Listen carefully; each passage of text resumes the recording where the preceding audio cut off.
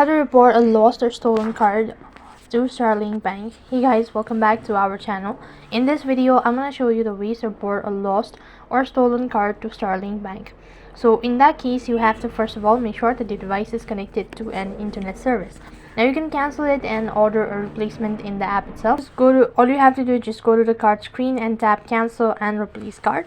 And you could go ahead and re-add the new card, Apple Pay or Google Pay, as soon as you order your replacement, so you can carry on spending before the physical card arrives. Or else you could go ahead and open up a browser, and then on the web address bar type in starling.help, or you could just type in Starling help.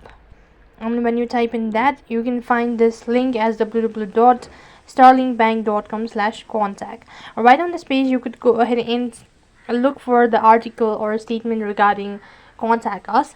And when you do that, you could go ahead and type in the message stating that you've lost or your card has been stolen.